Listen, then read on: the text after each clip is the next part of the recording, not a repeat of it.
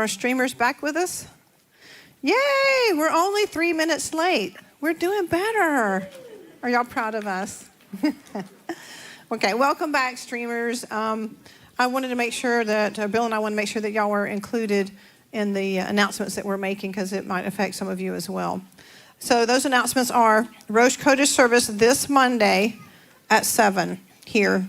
This Monday, just a few days from now, okay? We will also have a regular Wednesday service. So we will see you today, we'll see you Monday, we'll see you Wednesday, and we'll see you on Shabbat. Yay, right? Now, another, but we're doing all that to bank all those times together because the week of Thanksgiving, we don't meet the Wednesday just prior to Thanksgiving Day, and we don't meet the Shabbat after Thanksgiving Day. So streamers, we wanted you to know about that as well, so you're not tuning in and going, they've disappeared off the planet. Why aren't they having any services? It's just that, again, remember, we're going to be recovering from the turkey coma on Shabbat. So, and we're preparing to go into the turkey coma on Wednesday prior to Thanksgiving. So that's, that's all I've got, really. I mean, so, oh, no, that's not it. We have the Hanukkah conference. Don't forget, you want to sign up for that. There's no charge. Celebration, not conference. I'm sorry, celebration. You're right. Yes. Although we will have Halisa Elwine with us, so that's also something to celebrate. We enjoy having her. Do go and sign up for the Hanukkah celebration, and let us know, how many are coming. Just we want to make sure we have plenty of chairs out because, believe it or not, it is an ordeal to make sure that we have the proper amount of chairs, and if we end up with 3 or 4 times the amount of people coming that we anticipated, that also will affect security. So there's a reason, there are multiple reasons that we ask you to sign up even when we're not charging for an event. So if you will go and do that, you won't be disappointed. We always have a good time. If we can wrangle Bill into doing a song and dance or something, Well, you can't say anymore Bill Cloud doesn't dance. He did today twice. So, but I'm pretty sure that's all we're ever going to get for eternity. That's all I have, right? It's on film. You can't deny it. That's all I have. All right. I'm going to also make an announcement about the men's meeting. That is December 3rd, and that'll be from 9 a.m. to 11 a.m. December 3rd. That's a Sunday, and it's going to be over at the First Street Annex. So if you are interested in that, raise your hand, David. Mr. Emmert there. Is Aaron still here? Mr. Curry over there. And then Mr. Bob Davis right here. Either of those gentlemen, if you're interested in that, just get with them and they'll get you all squared away. So I appreciate these, especially these 2 young men stepping up and say we think there's a need for this and we want to see something happen. And appreciate Bob being willing to kind of coordinate everything with them. So thank you very much. So it's December 3rd, 9 to 11 a.m. over at the First Street Annex, right? Got it? All right, very good. All right, so we have any birthdays or special days we need to celebrate and acknowledge? Anybody? I know we got some now. Bob Davis? Oh, he was going to play. I'm just going to sit here and it was last Thursday. All right. We got a Kiki. Was it yesterday? It's today. Oh, okay. How old are you now? 17, 18? 13. Okay. I was close. All right. All right. Uh-oh. Sarah, is it your birthday? Oh, wonderful. How old are you, Sarah? I'm 6. I'm 6? All right. Well, good. We're going to sing happy birthday.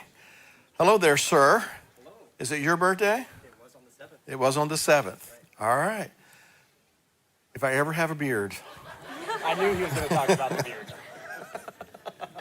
I like that shirt too, kind of cool. All right. But yeah, if I ever have a beard, which I probably never will, I would do that. All right. Anniversary. How many years? 27 years. 27 years. Congratulations. Congratulations. That's about how many children y'all have, isn't it? All right, do we have anybody else a special day? All righty, no one? Okay. Now, I think we said happy birthday to Tina, didn't we? Yeah, last week we did. That's right, we did that, okay? All right, but we haven't had Ryan Bergen come up and sing happy birthday, so. And the reason that I'm calling on Ryan is because he is the most humble person you'll ever meet. He is the humblest of the humble, let me tell you. Okay, so he's going to lead us in the birth anniversary song. Okay, everybody stand, please. If I'm doing this, my mom has to come up here.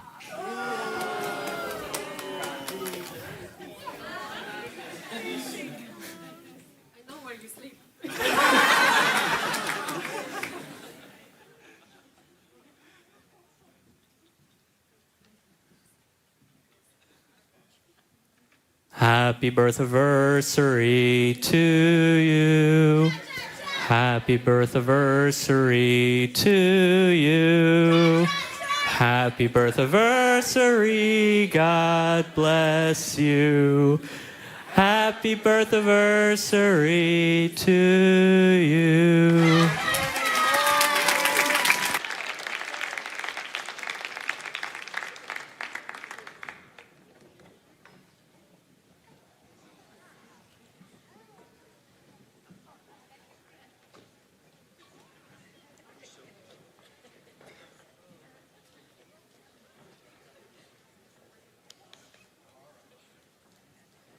All righty.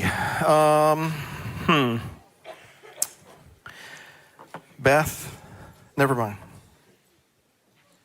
I've got to dismiss our young people in a particular order here. Yes, I know. Okay. So we're going to dismiss the 4 and 5-year-olds first with Miss Katie. So 4 and 5-year-old treasures, you're going to go with Miss Katie Hood.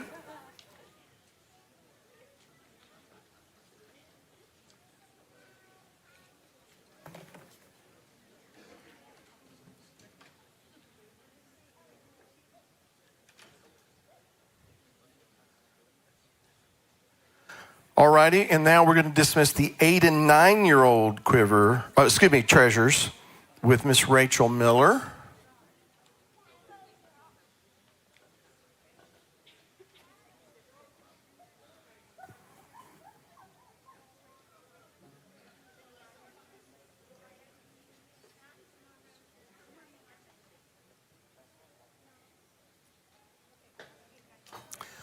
At Oneg, I had no less than 6 jokes presented to me by the little guys, our younger treasures over there.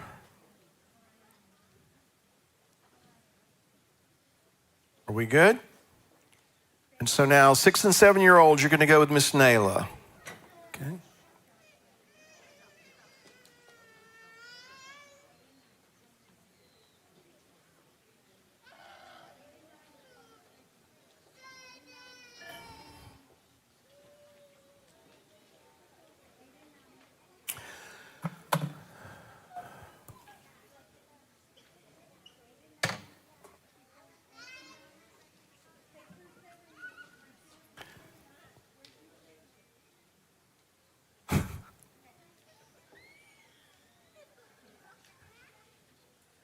All right, junior quiver, 10 through 13, you're going to follow, Mrs. General Doll, okay?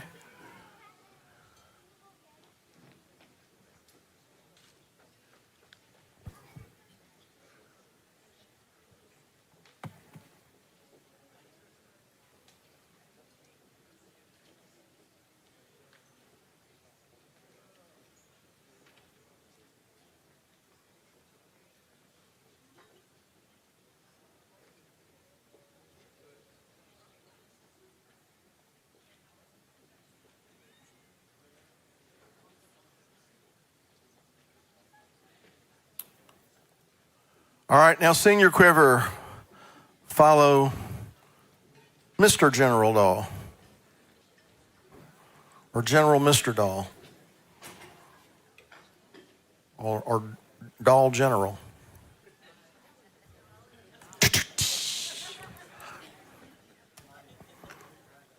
Y'all notice how many of those things are popping up all over? They're like everywhere. They're taking over.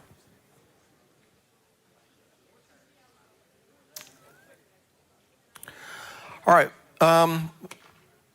Before we get started here real quick, I have a couple people I just wanted to say hello to, especially. I'm sorry, my mind just went blank. Come here, right behind you, John, this brother right here. I want you to introduce you and your wife, because we've met a long time ago, several times, but just introduce yourself to everybody and tell them where we knew one another from.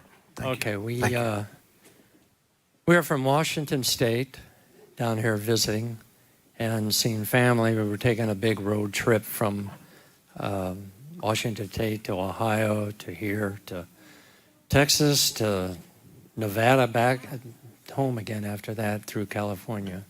But this is my wife, Susan, and we are... What's your name? You didn't tell him that. I did, didn't I? Oh, didn't? I don't think so. I didn't say that? Oh, Tell him I'm again. David. Anyway, we are the head of the Ocean Shores Messianic Fellowship out of our home in Ocean Shores, Washington State. Originally from Dayton, Ohio, moved to Las Vegas, and now in Washington State. So. Well, we had met many years ago. Oh, we met a House of Israel in Las Vegas, a Messianic congregation there. And Brad Scott's been through there also with you, and a couple of conferences that we went to. We met again and again. So, yeah, we're like traveling brothers. Huh? Well, it's good to have you with us. They're going to be heading back home tomorrow. Is that what you said? Yeah, Monday. Monday. Okay. Monday. So we want to wish them safe travels, keep them in your prayers. But Yes. glad to see you. Well, thank you. They were so here much. last Shabbat. When I saw them, like, I know you from somewhere. You're just not where I know you from. So, Yeah. all right. We're glad to have Well, you. we've been blessed being here, being with this congregation. I love the people. I love the size of it. I wish ours was this big. It's a good problem to have. Anyway, I do love you, Bill. Glad you guys got to visit with us a while. We hope Yeah. to see you again. Oh, we will. We'll be back through. Good. Pass that mic down that way, and I want everybody to meet Mike and Dee Cromwell, some more old friends of mine. Older than most. We first met Bill when he came down to do a convention with Ray Brubaker and God's News Behind the News. Well, we are old, aren't we? Yes. Yeah, going back a ways here. And he then was able to visit with our congregation in Beth Tehillah. And in our home, we had a fellowship where Bob and Marlene helped host a home fellowship at our house. And Bill came down there, and did we drag you over to the church down the road as well that week? I recall being drug around to a lot of places. At any rate. And so Bill's been down our church. In fact, I think we started our men's meeting the first time you came to New Moon. We started New Moon the first time you visited us in Beth Tehillah. 2011. My wife is a date keeper. But anyhow, it's nice to visit. We're now living only about 3 or 4 miles from the Beth Tehillah congregation, so we don't travel as far. But we used to travel 50, 60 miles up from Bradenton and then down from Brooksville. And Well, tell Nick I said hello. yes, we will. All right. Okay. He watches. He Oh, watches. Yeah. All right. Well, Dee, you want to say something? Good to be here. I was here in July, but Mike didn't get a chance to come, so it was good to have him have a chance to come. We wanted to see our friends Bob and Merlene again. Thank you. Well, glad to have you. Hold on, Marlene. Pass the mic back to Ryan. Can you help me, Ryan? Thank you, sir. I appreciate it. Thank you. I was going to make you do it. just to show everybody how humble you are. All right, so do we have anyone who has anything they'd like to share as we get started here? Oh, wow, I'm a little nervous. I don't know if this has happened before. I don't think it's happened before either. All right. When you first started your teaching this morning, you made a reference of Moses and the burning bush and it being holy ground. Okay. And Jacob's tent being holy ground. So if I'm If his presence is here. Yes, if his presence is here, which it is, I believe. So if I'm understanding correctly, we all need to take our shoes off at the door from now on. Is that right?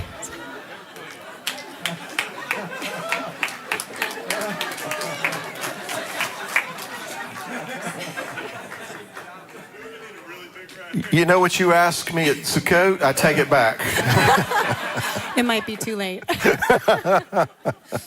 Well, you know what? I'll make a deal with you. If he speaks to us from a burning bush and tells me to take off my shoes, then I'll do it. Until then, I knew something was up here. So you followed through with that you asked me about? You did? And when should I? Maybe Hanukkah? Okay, so I can prepare myself between now and then, right? It's already circulating? Okay, all right. Does anybody have anything serious to contribute to this conversation? Yeah. Hi, Bill. I just wanted to say so appreciated the teaching this morning, and I so appreciate the way that you and Beth and our elders and tribal leaders conduct this ministry. It doesn't just happen. Things don't just fall in place. Things are purposeful. Things are anointed and appointed, and how much I appreciate that. Don't know that I've never been a part of a congregation that's like this one. And that's why I had to move from the state whose name shall not be mentioned to be here, because I knew the changes that I have experienced thus far as being part of Jacob's tent would take place. I knew they would. And my heart goes out and my prayers will go up for the live streamers, because I was one. And I remember that loneliness, and I remember that emptiness with no fellowship. And I also remember the way that the Spirit of God fell in my living room, and me and my cat offered praise to the Lord with you. Did your cat get delivered? I'm playing. You saw her picture. Yeah, she's a happy cat. But anyway, just my thanks to God and to you and Beth and our staff and our elders and our tribal leaders. And you're each one of you in my prayers every day for direction and protection over you and all that concerns all of you. And thank you for being available to the Spirit to bring His word forth. Thank you.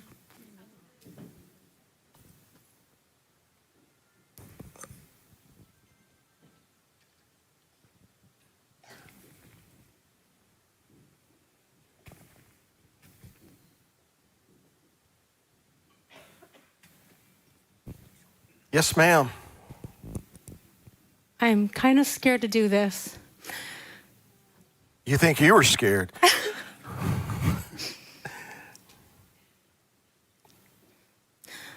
I love all of you.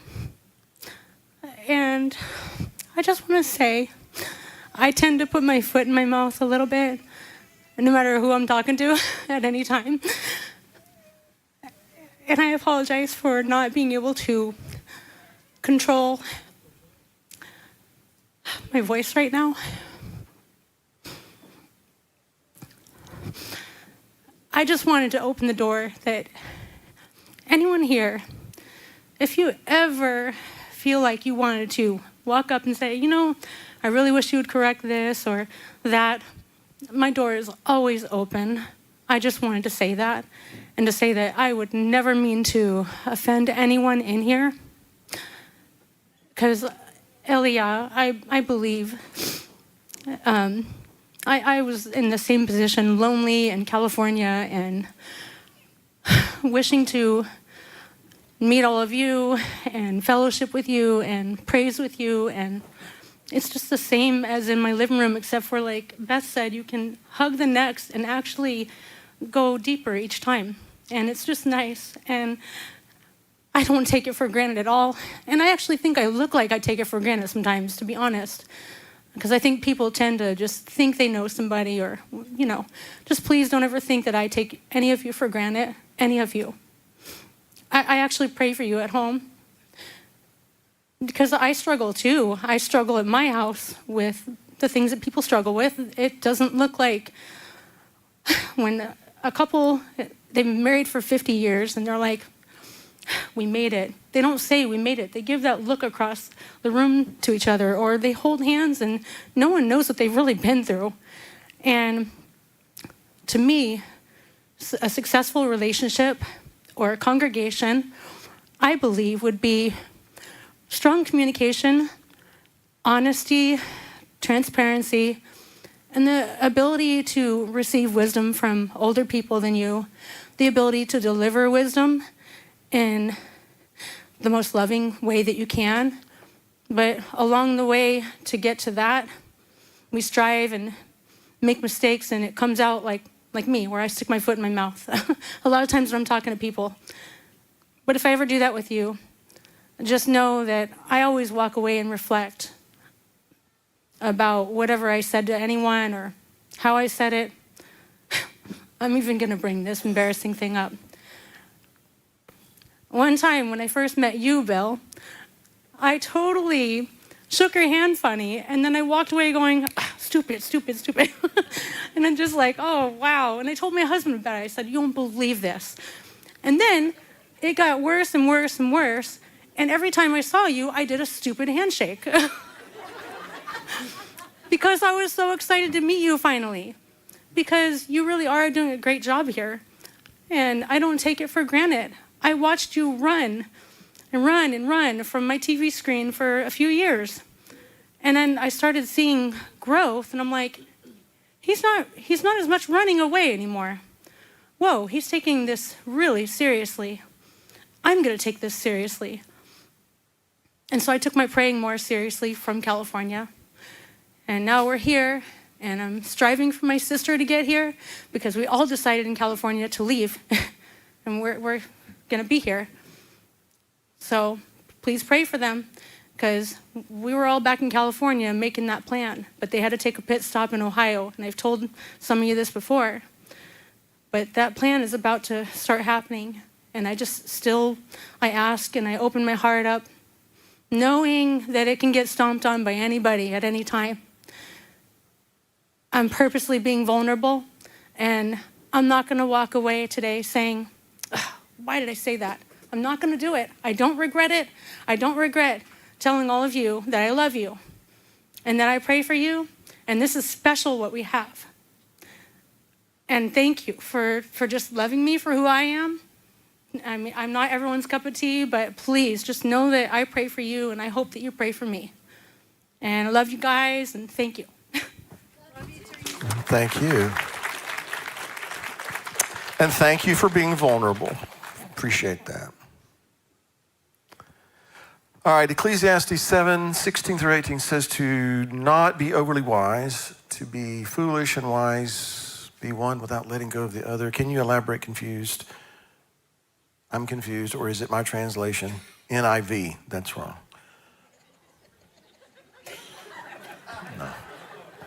No, I'm just playing. Let me read the passage. This is KJV, but it says, be not righteous over much, neither make yourself over wise.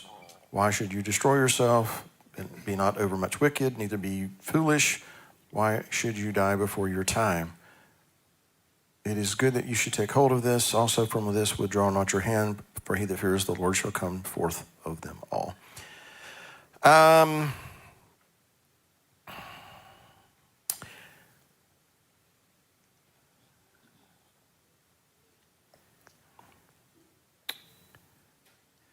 I don't know. I'd have to meditate on that because I'm not gonna. I can't reconcile. I can't conclude that I shouldn't strive to be righteous, and I can't conclude that I should strive to be foolish. And now, sometimes men pursue things thinking that they are pursuing wisdom only to find themselves to be made fools. Professing themselves to be wise, they become fools. So, I would suggest that, and I'm not going to say this is the definitive answer to your question on this particular verse, but I would think it would depend on what you're striving, what it is you're looking for, your objective you're striving for. I think some people, believing that they are pursuing righteousness, become self-righteous. There's that. There are some people who are wise in their own eyes. So there's that to consider. But again, I'm not, I can't accept that God would tell me, oh, don't worry too much about being too righteous. No, he said, be holy even as I am holy. So that's the standard. And I don't want to be foolish. I don't want to be foolish in a way that Solomon describes it elsewhere in the Proverbs, for instance. So I don't know, I would have to go back and really look at this and think about it a little bit. But I'm going to say that we shouldn't be of a mind to compromise. Well, I won't be overly righteous because I need to be a little foolish. And I don't think that's the answer here. And I don't really, at first glance, think that that's what he's saying here. Anyway, that's the best I got until I have a little time to look at it a bit more. Okay, if anybody else has any insight, feel free to jump in. Where am I? Yes, sir. I think today, I'm a little congested, sorry. In the society we live in today, people are super self-focused and they lose sight of how important community is. In the Hebrew mindset, community was very important. And in my reading of Proverbs today, because I read a proverb every day, I've been doing that for about 5 months now. Proverbs 11:25 says, "The generous being is enriched, and he who waters is also watered himself." So I just reminded me, as I go about my day to day and the rest of this week, just to remember to pour myself out to other people a little more than I pour myself out for myself. Because, just like we talked about last week about how Abraham was focused on other people more than he was himself, and if we all have that mentality, we'll make the world a lot better place than it is right now. That's all I got. Yes, sir. Thank you. Agreed.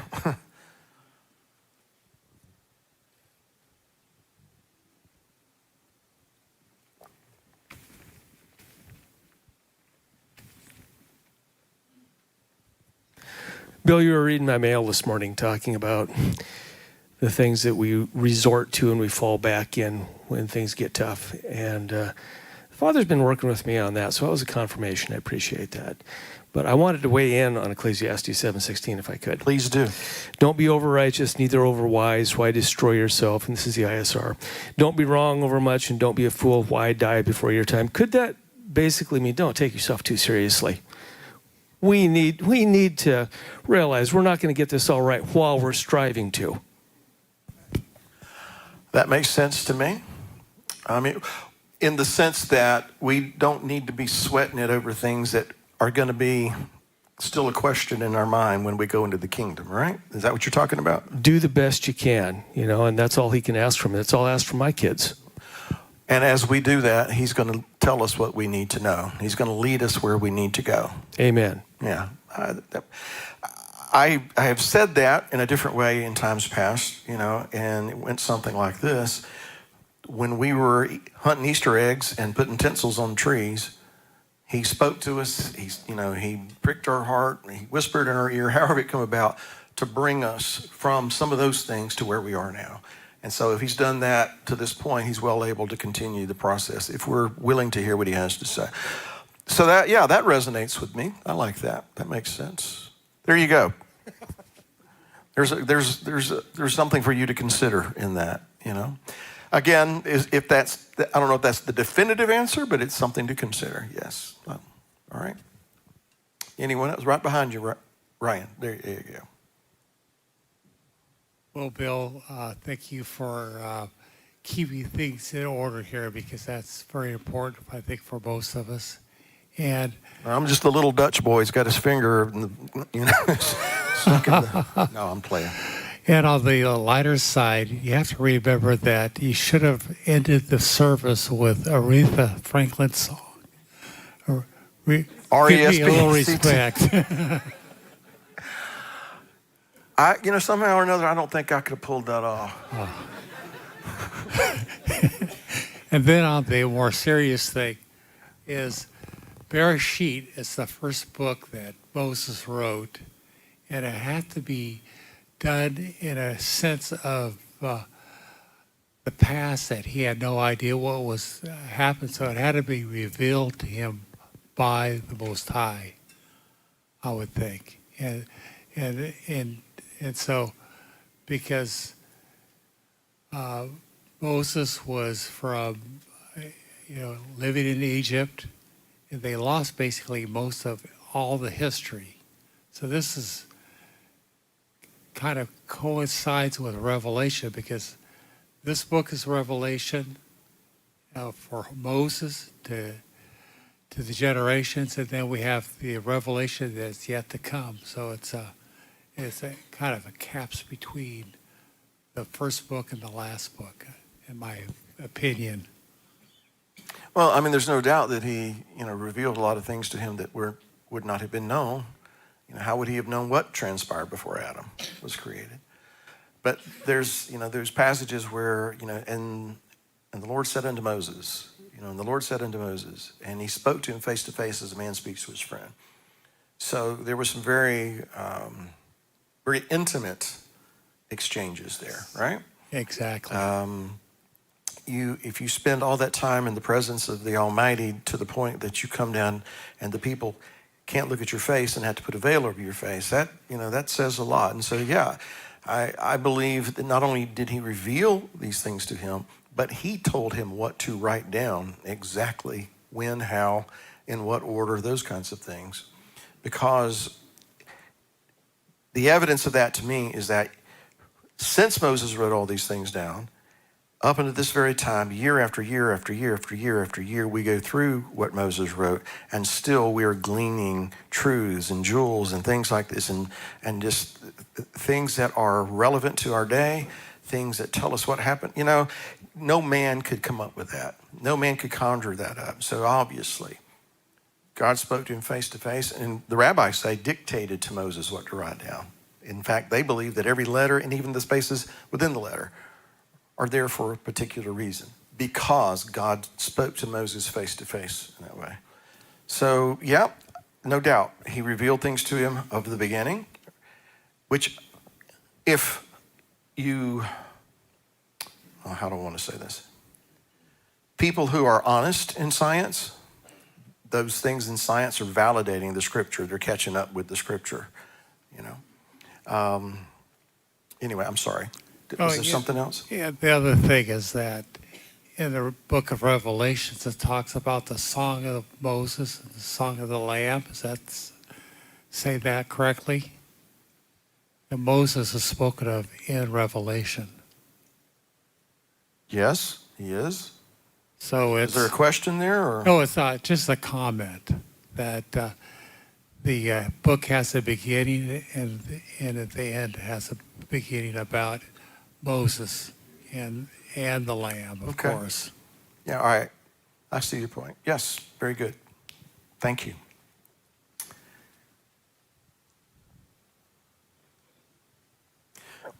Was the land and cave that Abraham bought the first deeded land recorded in the Bible? It's the first property that Abraham purchased that's on record. And I say that because it seems to me that God deeded the land to Abraham before he ever bought that cave. He promised it to Abraham and to his seed. You go back to Genesis 12, come out of Babylon, I'm going to make you a great nation. I'll bless those who bless you, curse those who curse you. From you, in you, all the families of the earth are going to be blessed. In Genesis 15, how do I know I'll have an heir? And the covenant of the pieces. And And then in Genesis 17, look to the stars, I'm going to multiply your seed, and all this land that you're walking on, I'm going to give to you. All that preceded the purchase of the cave at Machpelah. So as far as the term deeded, I think that precedes the purchase of the cave. As far as the purchase of the cave, I guess in human terms, we have a legal contract that's recorded, or at least the scripture bears witness to it. And somebody can correct me if I'm wrong here, but you have a similar situation as Shechem when Jacob comes back into the land. So there are contracts, with the people of the land, and the cave at Machpelah, as far as I can detect, is the first one of those. But I'd still say the land was deeded to Abraham when God said, I'm going to give you and your descendants this land. The earth is the Lord's and the fullness thereof, so he can do with it as he wishes. So anyway, where am I? Yes. Hey. Hey. Hey. So I had something that I thought was really cool that I wanted to share from my week, and how God has been guiding me. It's been really cool. And your message today really just was a part of that. And I was like, well, great. That means I got to talk about this. So it has to do with what feels like the message for me, and just today and what you've been talking about is pride and, or being humble, and being genuinely humble, and also doing things right the way we should be, and constantly growing and reflecting.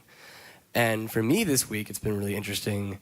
God has been kind of in a very, very gentle way, I have to say, has been addressing to me, hey, you got some pride, And that, I was just really surprising how gentle it was, because I wasn't at all taken back. It was just oh, wow. And I just felt like he just showed me that a lot this week. And he was showing me and from your pride, if you can deal with that, this is how you can be doing things better and more quality. So some examples of how that's been shown to me a lot. This week, I was sick. This past, it feels like forever now, but it's been a week. And so I was home a lot, and I got really into looking into my old choir performances from back in the day. And those are a huge deal to me. Back in the day, I was in choir, and it was we were the greatest, So I get a lot of pride from that, I guess, from us being pretty good in our school for choir. But I was looking back at all these performances, and I've heard them before, but I was there, but I never looked back at them. And I got to see myself, and I always felt like I was the guy when it came into being in choir. But I was looking at myself wow, my stage presence wasn't all there. And wow, how often did I actually know all my music? And I know from myself, I've always judged myself you didn't put forth enough effort outside of the club, outside of class, to learn these weird languages and stuff that you didn't understand. So looking back on that really just kind of showed me oh, Chris, you need to, you got a little pride there. And if you could just look past that and realize that there's more quality things that you can be doing, and you can achieve what you always probably maybe thought you were. You can get to that level, but you're not. And I was listening to a message the other day, and it was he mentioned briefly about other symptoms of pride can be laziness, not putting forth the effort to doing other things, kind of out your comfort zone or your skill zone, or you just think you're good enough, so you don't do it. And that could be natural lazy things around the house, or it can be definitely not reading your Bible or pushing yourself beyond what you already are doing. And that could be, it's sometimes it's self-preservation because you're too scared to do something. You're not motivated enough to do it. But ultimately, you might think you're already good enough, so you're not pushing yourself. And I was shown that a lot. And I thought that was really cool. And then your message being brought up really just showed me, oh, wow. How we can be, I need to see this space as a holy space, as a space to come and just put on that me that is, striving for perfection, that me that is here to serve and to glorify and to worship. And that's completely different from my background of where I come from. I came from a very reserved level of worship, We had our hymns and our, that standard of, had to wear your suit and tie. And I'm used to that. And so I always had that level of, expectation. But I never held it up to a holy expectation, this is beyond me. This is for God. So getting rid of, okay, that's what I really wanted to get to. Where, I wasn't off topic, I'm just realizing, there's a big part here, is reverting from myself and my pride and being better at stuff for the purpose of God. And that's just where my mind has exploded on this, and it's really cool, and I'm happy to share it with you guys, that when we get rid of ourself, I'm just able to see this, we're able to fully be there for God. Like, I'm even seeing this in relationships as a single man, still hasn't found his mate. I'm always trying to figure out, like, what does that mean when you're supposed to find? And I'm realizing this really cool thing that is that when you're searching for that, you're not searching for somebody that's going to honor just you, yourself, somebody that you want. You're looking for somebody that will help you honor God, that you could live the rest of your life with this person, and being with them will help you worship God. And so all this is just like getting away from yourself, things that honor yourself. I've been trying to watch less TV because I'm trying to less things for myself and more things in my lifestyle that are going to honor God. And when I'm looking to do the next thing, how am I going to honor God? And how can I take away from myself, be less prideful, and and be more humble, and just put more effort, do the work outside of services, do the work, do the reading. So that's what's on my heart. Very good. How old are you, Chris? 22. 22? Thank you, sir. Appreciate it. All right, coming back to you in just a second, Isaiah. As a streamer, I'm not there, but trying to understand the plateau. I'm listening to the housekeeping. Is the plateau a stagnation or a stagnation of reverence? What does the future of JT look like above the plateau? As far as the plateau, what I meant by that, in my walk, I feel like there have been seasons where growth exploded, and then there were seasons where things just kind of went, and I just kind of camped there for a while. And looking back at some of those times when it felt like everything just kind of slowed down and wasn't making what I felt like was progress compared to what it had been. Looking back, I realized that it was needful to go through those times and be in those seasons, because things that happened after those seasons, I wouldn't have been prepared for. I wouldn't have been able to handle it. And I'm kind of feeling that same way now. I feel like, I'm personally just kind of at a place of not stagnation necessarily, but just don't feel like I'm climbing, so to speak, or advancing. I feel like I'm just kind of, all right, I'm camping out here for a little while, and I'm trying to figure out why. And obviously there's something I need to learn before other things happen in my life. So I feel that way personally. Does that make sense? All right. So if it's true for me, and I'm not going to speak for Beth other than to say that, as the shepherds here, if that's what's going on in my life, to some degree that has to be going on in our family, and to some degree it has to be going on in the congregation, just by virtue of the fact that we're in the position that we're in. And then I started thinking about this, and I think, we, as a congregation, February will be 5 years since we had our first meeting, and a lot has happened in that 5 years. A lot has happened in that 5 years. A lot of growth. A lot of it happened so fast, it was, it's like, man. But in some ways, I feel like we're at that plateau. And again, I don't think it's stagnation, and I don't think it's lack of reverence, if that's what that term meant. Although, we can get comfortable. We can get, what's that word you used? Lazy? If we're not careful. And by the way, I don't say that of anybody on our staff, because They don't have opportunity to be lazy, that's for sure. But I guess, I just feel like we've reached a place in some things that we're moving, we're just kind of in a holding pattern. We're kind of camping out for a little while because there's something we're supposed to learn as a congregation at this season in anticipation of moving forward. And so I felt like some of that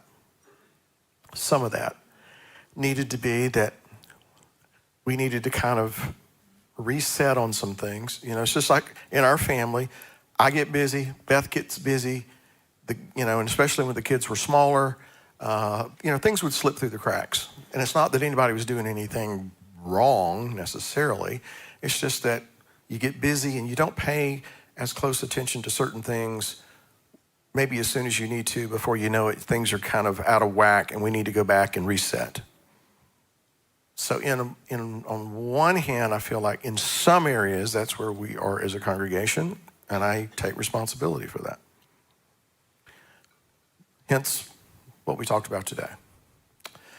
But I don't think it's limited to that. I think there's a lot of folks in Jacob's Tent, whether they're here locally, whether they're out there in the live stream, just by nature of the fact of the things that are going on in the world today, the Father's dealing with a lot of stuff in all of us. And I think a lot of us are at that place where, okay, I don't feel like I'm moving forward like I was, so apparently there's something I need to learn right now before proceeding. So I don't know if that makes any sense to you. That's without just doing another message. That's kind of a synopsis of what I meant by that. As far as what does the future of Jacob's Tent look like, I think that depends on us. Yes, the Father has a plan and a purpose.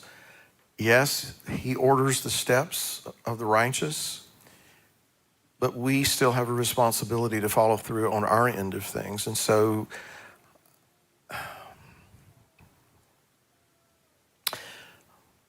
what I told the staff the other day, or what I shared with the staff the other day, is I feel before we go forward in terms of any more growth, and I mean that more in terms of all these people that we hear from all the time, that we're moving from California, we're moving from Washington, we're moving from Illinois, we're moving from Texas, and we're coming there. And on one hand, I'm thinking, where are we going to put them, But more importantly, and this is what I was relating to the staff, speaking for me, I know that God is going to have to give me wisdom that I do not possess right now to be able to lead properly should this trend that we've seen over the last 5 years continue and this grow bigger. It needs to grow internally in terms of our maturity, our dedication, our commitment to righteousness, our commitment to love our neighbor as ourselves. If we only have 20 people, that always needs to be growing and maturing. That's just the way it is. And if it's 200 people, that always needs to be maturing. But if more and more people, and I'm not saying that he will, I'm just saying if that is what a part of his purpose is for this congregation, for more people to be part of this community, here, then I know that I need wisdom, more wisdom than I now possess. And so my personal journey, being on that plateau, is there are some things that I feel like he's dealing with me about and how to approach, apply, appropriate, the gifts and talents that he's given me to properly lead the congregation, properly lead the staff, to properly lead our tribal captains.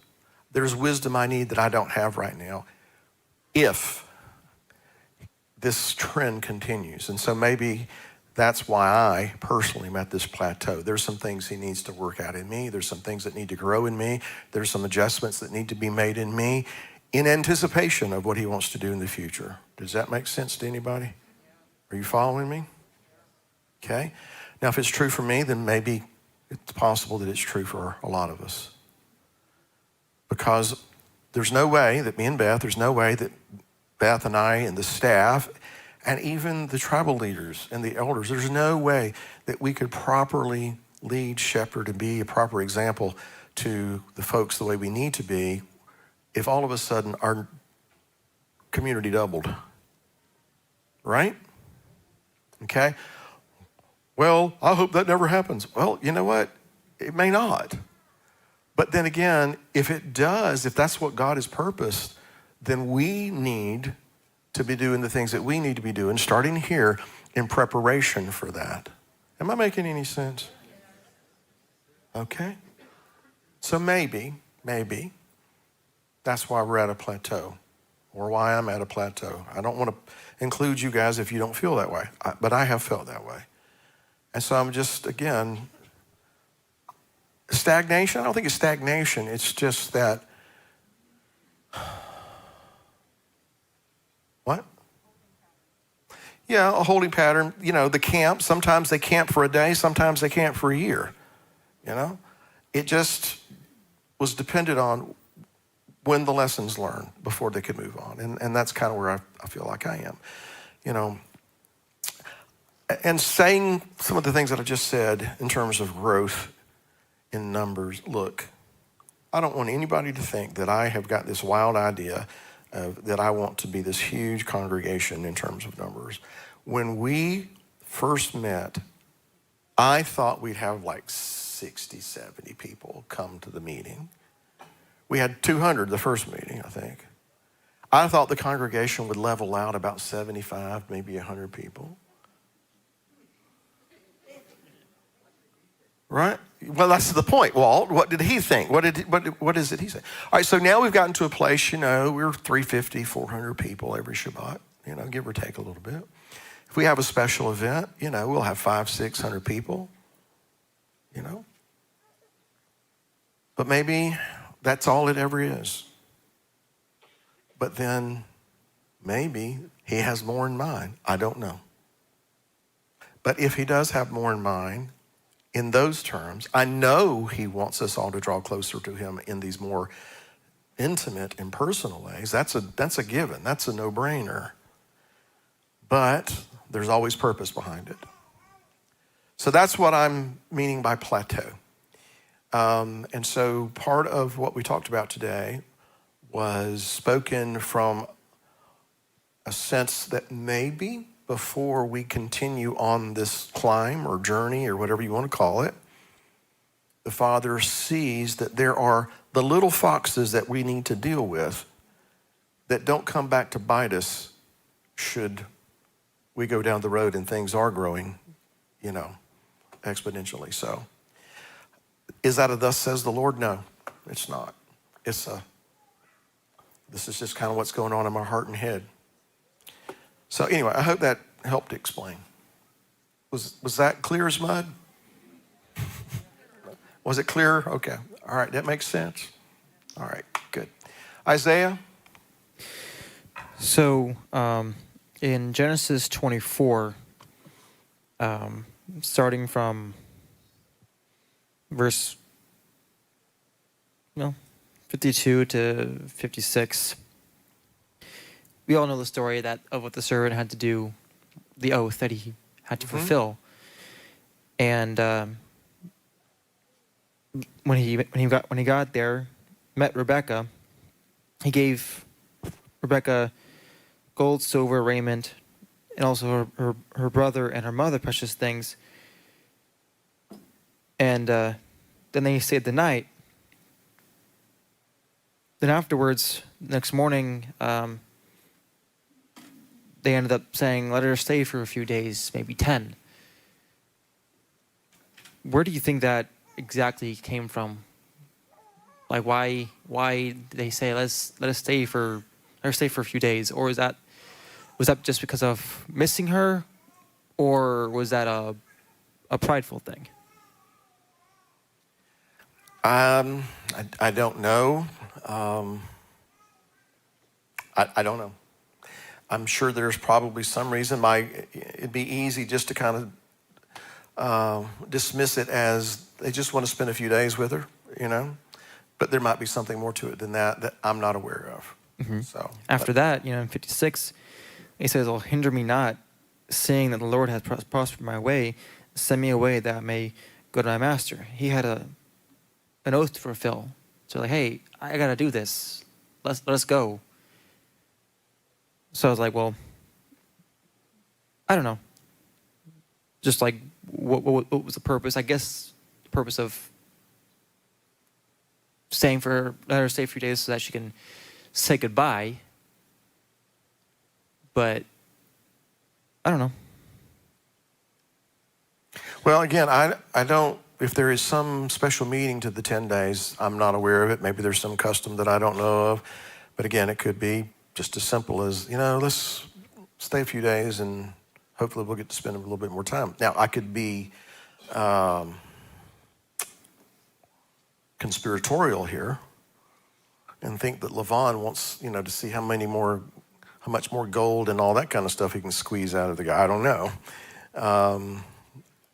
As far as Eliezer, the servant's, insistence that, you need to let me go. I mean, I think he's just very determined to fulfill his mission. He doesn't want to be waylaid by anything. I mean, it doesn't say this at all, so this is just speculation, purely speculative on my part. But maybe he's thinking the longer we stay here, the more opportunity for them to talk her out of it or for her to talk herself out of it. When she has already agreed and everything, the fleece that I laid before the Lord has already been satisfied. He did exactly what I asked him to do before I could hardly get it out of my mouth. So I'm convinced that she's the one. But, sometimes if you give too much time to people, they can talk themselves out of things. It doesn't say that. That's speculation on my part as to why he would be so insistent, but it makes sense to me. Okay. Hi. I'm curious, in Genesis 25, it talks about Abraham's other children with Keturah. Who are their descendants? Other than the gifts Abraham left for them, did his children inherit anything else? It says that he left everything to Isaac, his son. But let's go over here and read where you're talking about.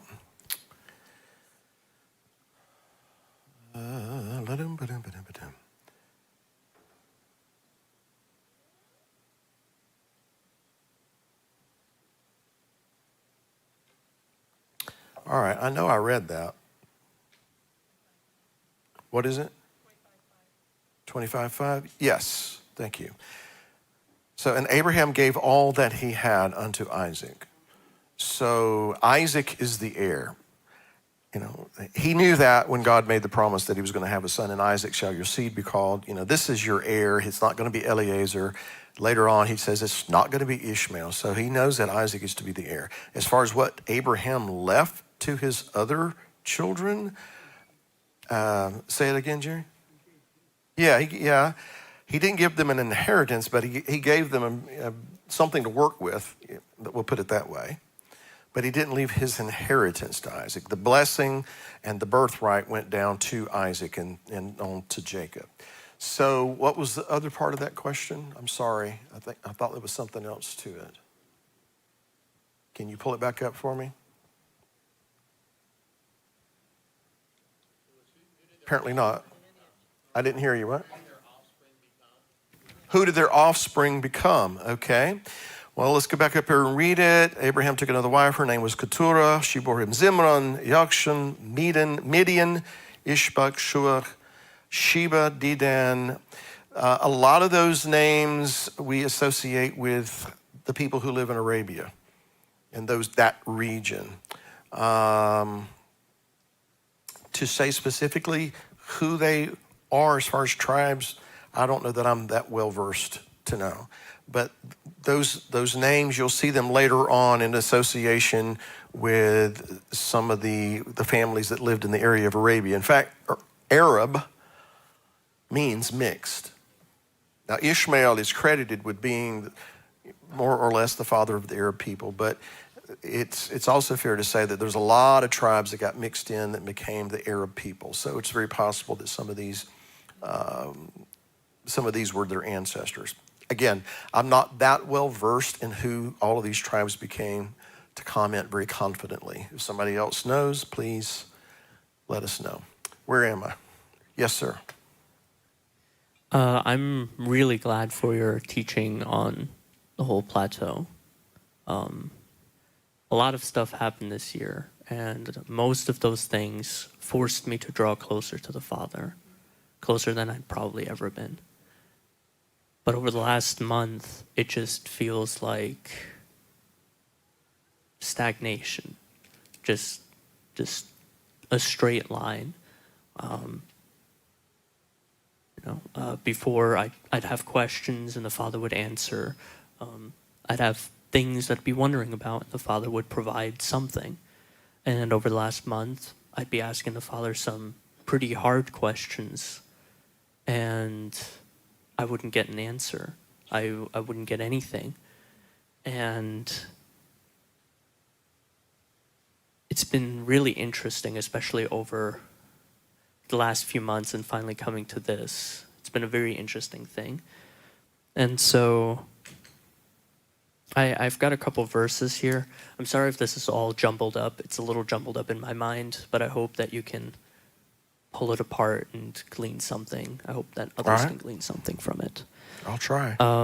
So I have a verse from 1 Peter chapter 5, verses 6 and 7. Therefore, humble yourselves under the mighty hand of God, that he may exalt you in due time, casting all your care upon him, for he cares for you. Going to jump to 1 Thessalonians chapter 5, verses 16 through 22. Rejoice always, pray without ceasing, in everything give thanks, for this is the will of God in Yeshua our Messiah for you. Do not quench the spirit, do not despise prophecies, test all things, hold fast what is good, abstain from every form of evil. Jumping to Colossians chapter 4, verse 2. Continue earnestly in prayer, being vigilant in it with thanksgiving. And then Philippians chapter 4, verse 8. Finally, brethren, whatever things are true, whatever things are noble, whatever the things are just, whatever things are pure, whatever things are lovely, whatever things are of good report, if there is any virtue, and if there is anything praiseworthy, meditate on these things.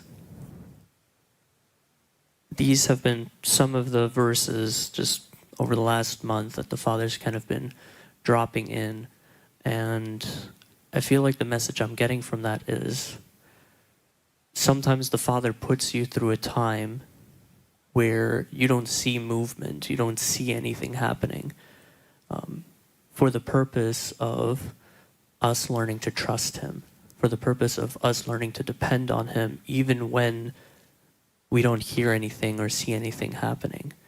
I'm going to quote a good friend of mine, Mr. Hood, something he told me a year and a half ago-ish, and it's a chess metaphor.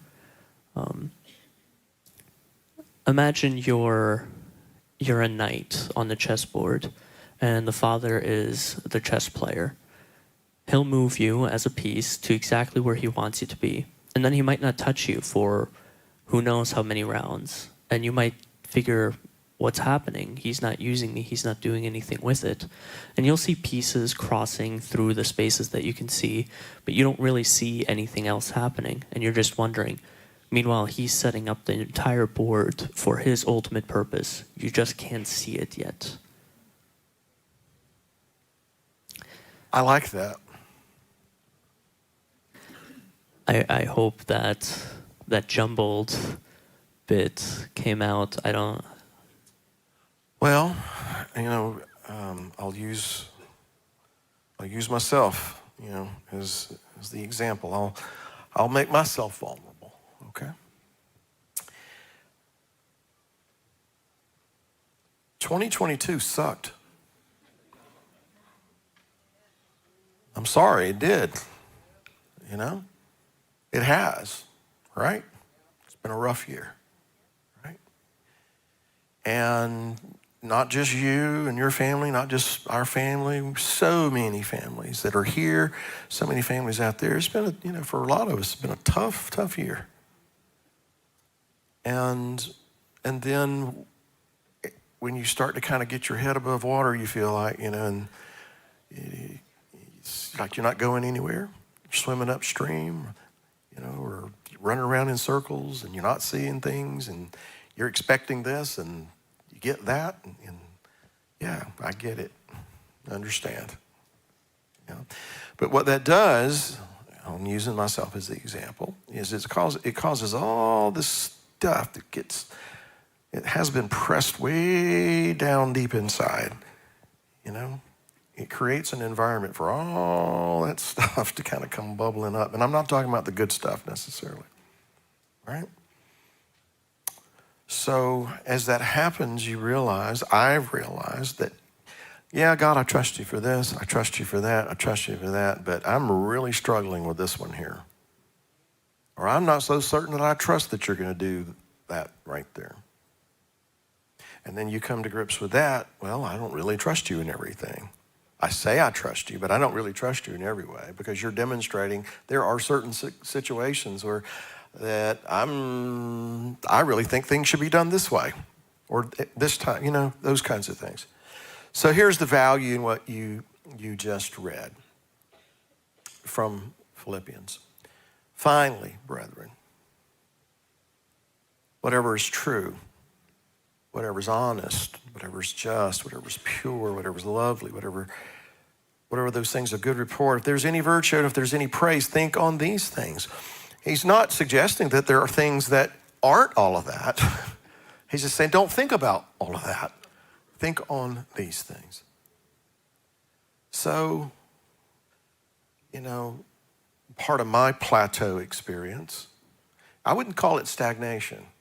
The Dead Sea is stagnant, right? Because it has no fresh water flowing into it. But he hasn't left us stagnant. I don't think that's it. It's just sometimes that water was just a little trickle, right? And we want the gully washer. Well, apparently there's some things in that process that he needs to work out in you and me and us, and and then we expand that to the entire community, probably to some degree. Everybody could fit into that little scenario in some way, right? So that's my 2 cents. I get it. I get it. Now, for those of you who are thinking, well, but aren't the pastors supposed to overcome and aren't they supposed to be this, that, and the other? This is what you got. All right? This is what you get, right? All right? So anyway. All right.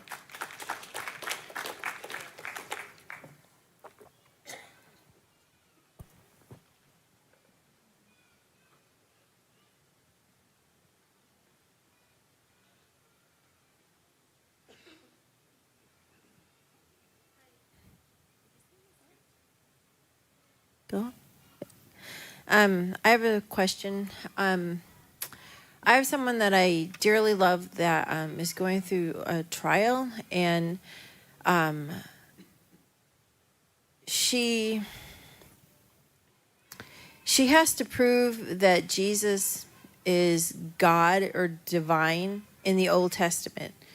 Is there a way to prove that Jesus or Yeshua is divine in the Old Testament, or is it, I don't know, hidden? All right, wait a minute. She needs to prove to somebody else, or it needs to be proven to her? She needs to prove to somebody else. Her in-laws are saying that Jesus isn't divine, but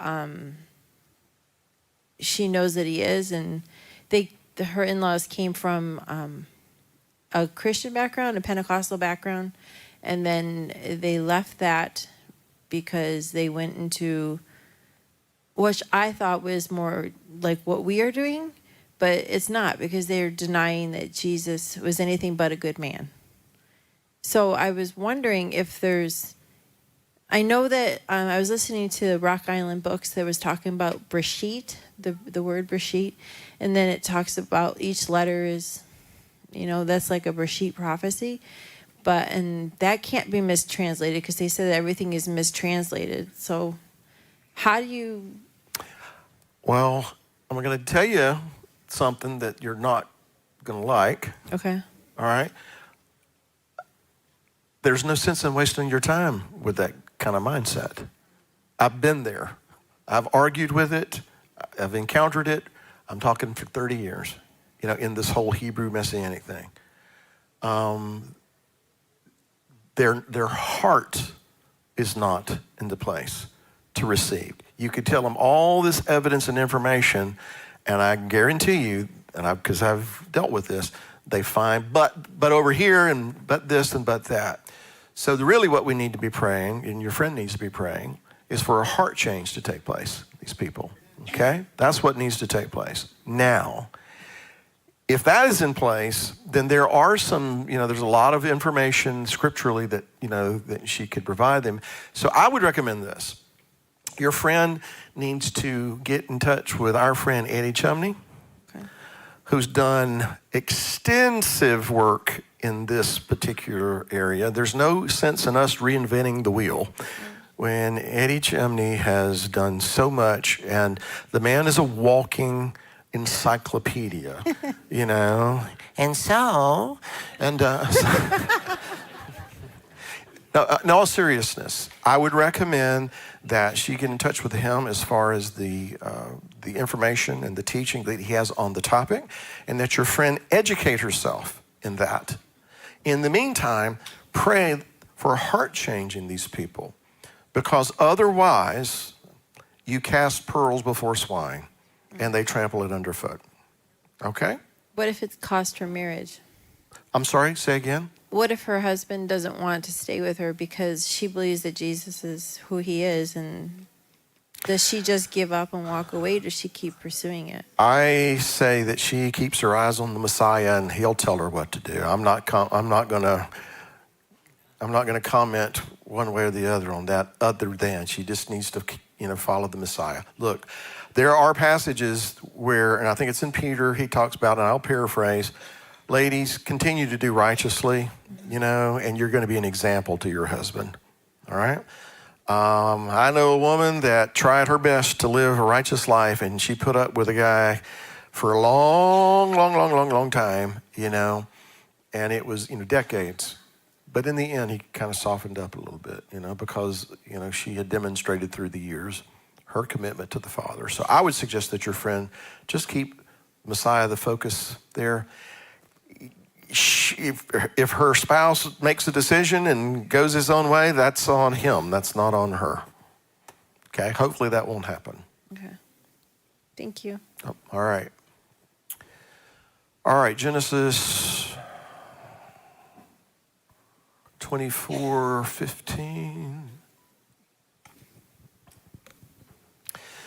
All right, so this is when the servant of Abraham comes to the well. He lays the fleece out, and Rebekah comes walking out. Should we take this as a picture of the way the bride of Messiah should respond to our calling? Absolutely. I think the whole story there is a picture of the father sends out his servant to find a bride for his son. And then the bride, or the prospective bride anyway, immediately agrees to go with him. Yeah, I do. That's pretty simple, yes, I believe so. And while I'm dispensing information about people who've taught on certain matters, Brad did a teaching years ago that talked about those 10 camels that Abraham's servant brought when he had this encounter with Rebekah. So you could probably check that out, and it would probably be a benefit to kind of undergird what you're talking about there. Where am I? Oh, right here. Where? Hi, Bill. Hey, oh, okay. Yes, ma'am. So I have been tremendously blessed by, every teaching. I'm not going to pick one out and say that one was better than the other, but I am really amazed, and I probably shouldn't be this amazed at how much our family, when we enter in on Shabbat, come to service, and listen to the teaching in the Midrash, how much is confirmed for our devotions during the week. We marvel as a family. We know that the Spirit of the Father is truly speaking to you and speaking through you. And I'm going to repeat Ryan, so if I ramble, I apologize. I hope that something encourages someone here, but I am so encouraged by your sincere, transparent testimony. Even what you just said to us just a couple of comments ago, that you're just going to make yourself vulnerable. You're going to use yourself as an example and let us know you're human. You're who you are. If there's anything that I am praying over you and Beth, it is that as the shepherds you have been, that the Father will continue to pour his wisdom into both of you in a mighty way. My children know you're human, but what they're seeing in your life, and what I pray every family here is probably seeing the same thing, is a willingness as a human to accept the grace and strength of the Father and be obedient. It's something I want to see my children do. When you spoke today about a plateau, it is exactly where my family feels we're at. When Ryan described stagnation, it is exactly where we feel we're at. Not stagnant, but waiting. Waiting to hear. Waiting to know what is it you have called us to do as a family or even individually. Speak to our spirit. What this waiting period is doing, it's a period where we sit around in the living room around our coffee table and we're on our face before the Father saying, empty us. Like Jeremiah 2 says, my people built for themselves cisterns and wells that held no water. When you talk about that hardened ground within us that the Father is digging into, he's doing that. He's doing that in our families. When you teach us as the example, it's not like a pastor in a church where we leave everything to you, where you're the one that's going to take us wherever we're supposed to go, where we get to come in week after week and listen to a teaching and be comfortable. I am so grateful to the Father that in this congregation, you're exhorting us to not be comfortable. You're exhorting us to leave behind the wells and the cisterns that we've built in our lives. You're exhorting us by using your own walk, your own family. When you say 2022, well, for us, 2022 and 2023 sucked, pardon my word. I never use that word, but I'm going to use it. Well, I said 2022, but I meant 2023. I know what you meant. Well, for us, it's been 2 years. But when you said that, it is what the Father's used to drive us to his face. Like on our face before his feet, apologies, on our face before his feet. Empty us, Father. Show us how to be less of ourselves and more of you. In this waiting period, the picture I got in a dream was that the Father was taking this carriage that we're on. He's emptying it because we can't cross over with all the baggage. So he's emptying us. And yes, it feels like we're just sitting here, but we're really not. Prayerfully, our families really aren't. So as you instruct and teach us by the Spirit, I pray our families are challenged and encouraged to go into the holy place in their homes, because you need strong homes in this congregation. You need strong men, and I know there are strong men here, and those men are being told to go further and to go higher and to press deeper. And I know the women are being told the same thing. And so as you are challenging us and we are growing, this community, by his Spirit and because it is his will, it is supposed to grow exponentially. I don't mean in numbers, but in the power and the authority of Yahweh as we are obedient, accept his grace, and no longer sit under a teacher and shepherd thinking he's giving to us, we go home with it. Rather, he's giving to us, we're going to give back. We're going to hold up his family. We're going to hold his arms up because the Father anointed him as shepherd. And we want to see what the Father's going to do in a community that says, we surrender. We're going to be obedient. We're not going to be in the world.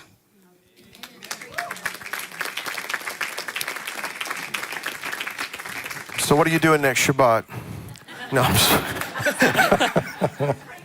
I appreciate it. Thank you. All right. Oh, Kyle, yes, sir. Yeah. I had two questions and maybe some insight and onto Isaiah's question about Laban. First, great teaching. Wonderful teaching, re-edifying what Miss Ledden just said here. We feel the same way. I feel in a lot of ways Jacob's 10 is going, I think you've alluded to this in several Shabbats ago, maybe during the summer, that there's a harvest, and Jacob's 10 is on the threshing floor, and he's trying to get the tares out and get the harvest as refined as possible, because he wants that good harvest from the good flour from the harvest. So I feel like we've been here for 6 months now, but I feel like the plateau that maybe some people are feeling is there's a waiting. It's not a plateau, it's a waiting. Because he's like, wait, I have to sift some more. I have to go through the tares. I have to pick them more. And I'm bringing more mature people, more good harvest to you to help build, to grow the vision. And that's what I feel, and just going forward. To the teaching about the kids running around and stuff like that, one of the things we would always tell our kids when we were in leadership is, you're a reflection of me. In our words, when you're running around, that's a reflection of my style in our household and how we run our house. And it's an age-old problem that kids run into when their parents are put in a position of leadership or in roles of the church, elders, deacons, ushers, whatever, their children become entitled. Well, my parent does this, so I don't have to listen to the rules, or I can skate by this. And it's just something as parents, we have to drive home in our children, is that they're a reflection of us. And if you're running around doing this, and I am in this position of the congregation or whatever, that reflects badly on me. So you need to watch your actions. And also, as children of volunteers in leadership, they're to show the example for the other kids who aren't, and the kids who are visiting. And that's just something as parents we just need to drive home to them to help them, and not only and understand that this is a holy place. This isn't a time to do, like you said, bring in all the worldly things and do all the things that the world does at the playground. This is supposed to be a place of holiness. And so it's been a thing, I think we've all seen it in other churches and congregations growing up. It's just an age-old problem, and it's good to hit the reset button every now and then and kind of hone in on that. So now my question. So I read across the teaching somewhere that the reason that the servant was sent out for Isaac was possibly because he wasn't of complete mind, that he might have been slightly disabled in a way, and that disabled physically, mentally, okay, mentally, that he had a mental.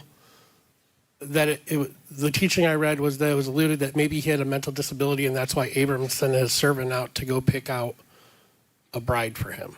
Okay. Who was mentally disabled? Isaac. Okay, where did they get that from? Just the explanation as I got was there are some readings in the scriptures that allude that he just wasn't of the typical person of a man who would go out and get his own bride. Why did his father feel necessary to send out somebody to go pick a bride for him? To me, are you asking me to respond to that? Well, that's a question. Is that something you've ever heard, or is that something? I've never heard that in my natural-born life. Okay. All right. And I would challenge it, frankly. Right. I don't see anything in the scripture that really just says this is something to even investigate. Actually, what I have read, and to some degree makes a little sense to me, is Isaac of the three patriarchs is the only one who never lived outside of the land. Right?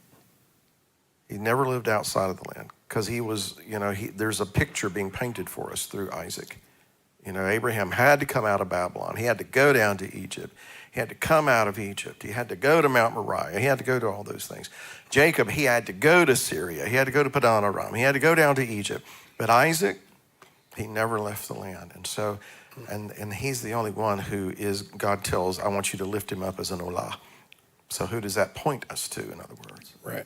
All right? So there's a vein that you could explore there. But as far as this other, not to be contentious, but I don't buy it, you know? So I don't know where that came from, you know. Somebody brought it up, and I wish I could go back and find out where I saw that. I would have to have a lot more evidence that's scripturally based, right? You know, to entertain that idea. Because here's the bigger problem I have with it. Isaac's a picture of the Messiah, right? You know, and so for him to be somewhat mentally disabled, incapacitated, it doesn't shine favorably on the Messiah, right? Because there are people who thought he was nuts too, right? Right?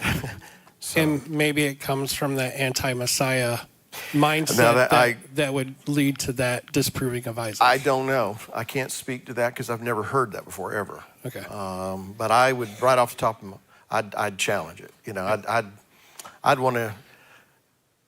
Well, anyway. Yeah. And then yes. My second question. Oh, okay. Was the Laban that we see here, the brother? Is it the same Laban? Yes. Later on. Yes. So then, to Isaiah's question, it reads here in. Okay, all right. I jumped. I'm assuming you mean the Laban who's going to pursue Jacob and all that, right? Yes. Yes, it is the same. Yes. Okay. So then we know his character foretells, of course, but here in Scripture, where did it see here? Right here. Oh, Genesis 24, verse 30. It says, when he saw the rings and bracelets on his sister's wrists, and when he heard the words of Rebekah, his sister, saying, this is what the man said to me, he went to the man, and behold, he was standing by the camels at the spring. That kind of gives you an illusion that he sees the gold and the jewelry, and he's enticed by that, which then gives you why he wants him to wait 10 days to speak to what you said. And then also, we get a foretense later on of the Laban who's treacherous and greedy all the way through. And deceitful and all those other kinds of things. Yes. Yes. It is the same one. But yeah, that's what I meant when I just quickly mentioned Laban this morning, that we could we could kind of throw him into the mix of people who are false humility, greed, inconsideration, all those kinds of things. Yep. But it is the same Laban, yes. Okay. All right. I want to make a comment about the children again. Again, I want to reiterate, I believe we have wonderful children here. But the bottom line is that we're all children of the King of Kings. And so how we act and how we behave reflects on him, right? So starting with me and all of us as parents and grandparents, all the way down to our little guys, what we do, what we say, how we think, how we behave is a reflection of him. And we need to be very, very careful about that, and particularly in certain environments. But it doesn't just here. What we do here should be a pretty good reflection of what we do out there, right? Right. Because we should still be holy, set-apart people, even when we're out here walking amongst all this other stuff, you know? In fact, there's a lot of scripture to kind of undergird the idea that that's not what we do, because he says, you have profaned my name among the nations, you know? And I'm gonna sprinkle you and make you clean, and I'm gonna bring you out from among the nations, and they will be hallowed in my sight when I do that. So the concept you're referring to, you know, yeah, we tell our children, you know, there are certain expectations that our children have, or people place upon our children just because they're our children. That's not to say we're anything. It's just how it is. Yep. All right? And so, you know, yeah, we have to tell our children, all right, look, in this situation, in that scenario, you don't need to do this. You don't need to do that. This is how you need to behave. And sometimes you're just going to have to bite your lip and walk off, because there are certain expectations placed upon you. And yes, because if you do the stupid thing, that's going to reflect on us. So that's why we threaten our children. Anyway.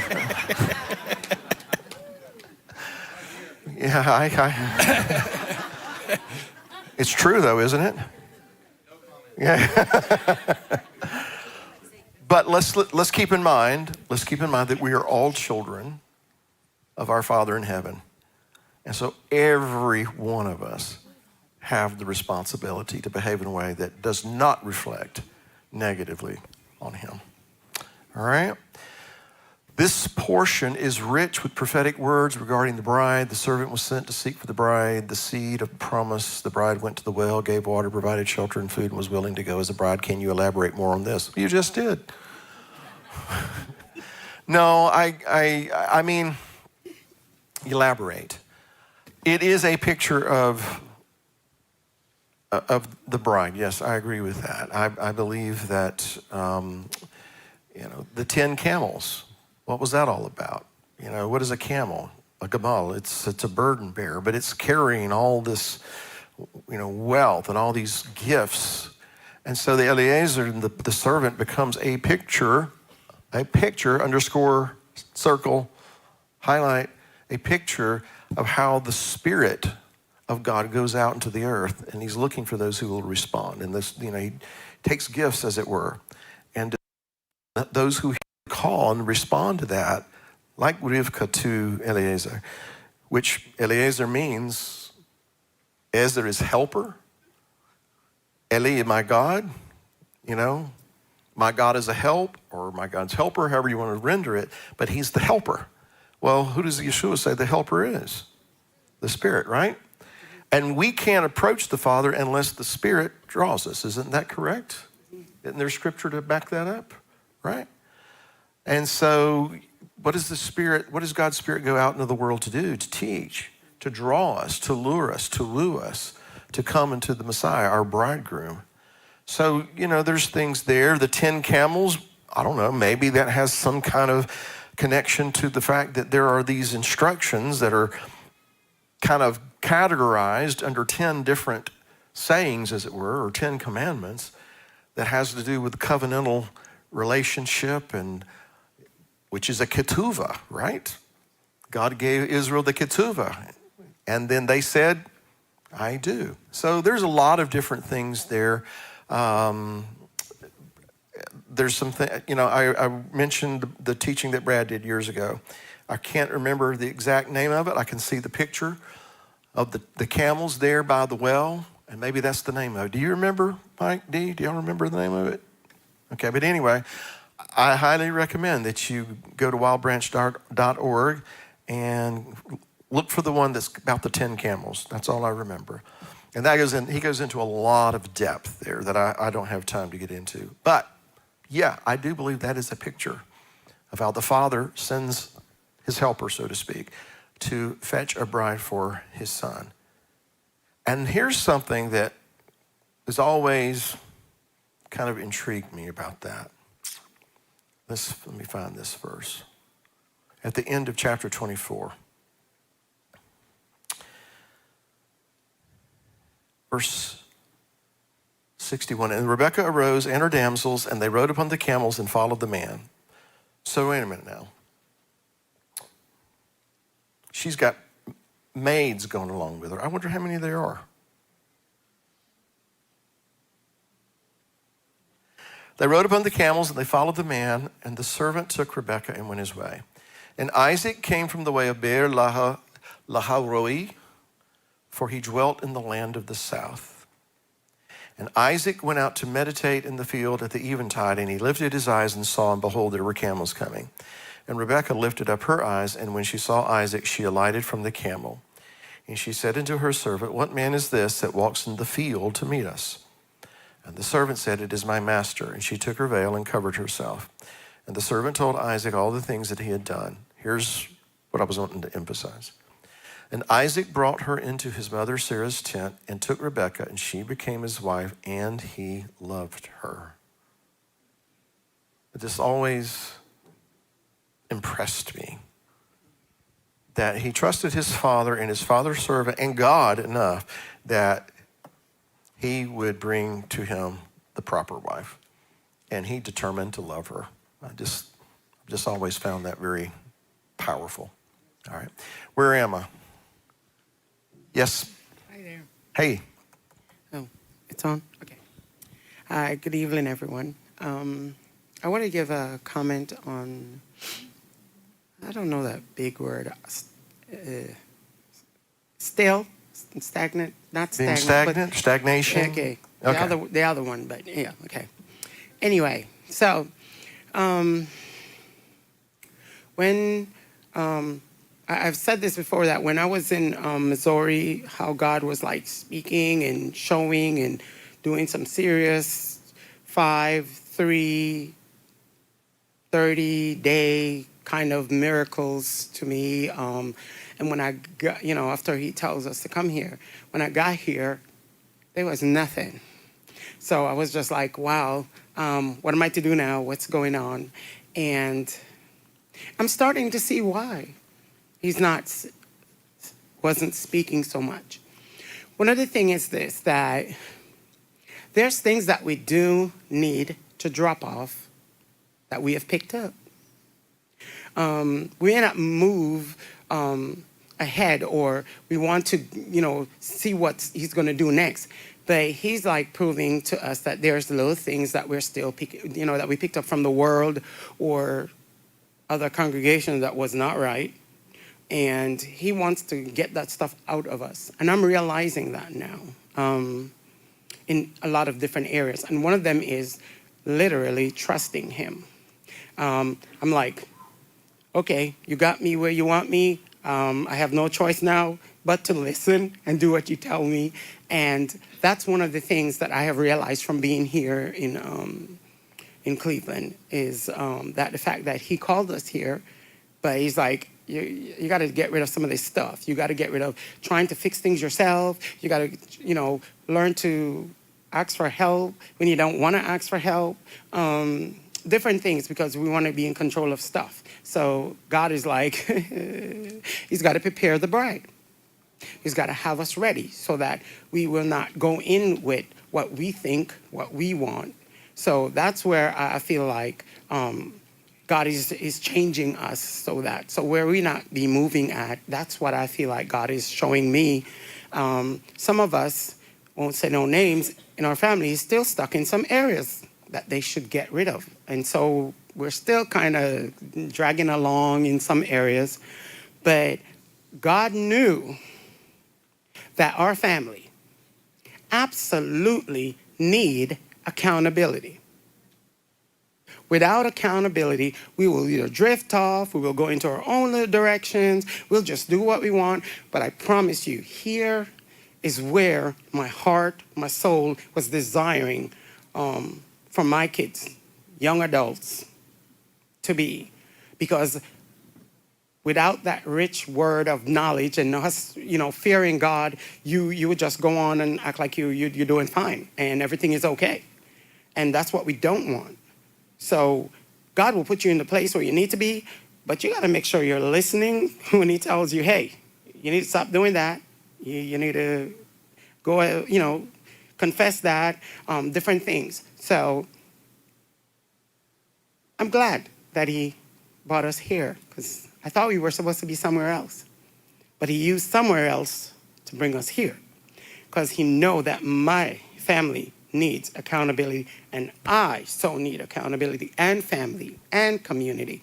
So every time I'm here, sometimes I just want to bawl, because I'm just surprised that he has the nerve to do this to me and my family. So I'm glad I'm here. Thank you, guys. Keep up the good work. Thank you. Ryan, I saw a hand over here, I think. I got two hands. You got two hands? Yeah. I'm glad. God had answered Eliezer's prayer even before he was finished praying. Is there any significance to this? Here's what I've thought in times past. Eliezer refers to the God of his master or his Lord, Abraham. if it's there, I've missed it. But I never read anything that suggested that Eliezer considered the God of Abraham to be his God. He always refers to him in the other way. So is it possible then that knowing that Eliezer, this guy from Damascus, who we might presume is his faith is not what Abraham's faith is, that it served God's purpose to answer this prayer in front of this man on behalf of Abraham to make a statement to Eliezer? Just something to consider. Where? Bill. Yes, sir.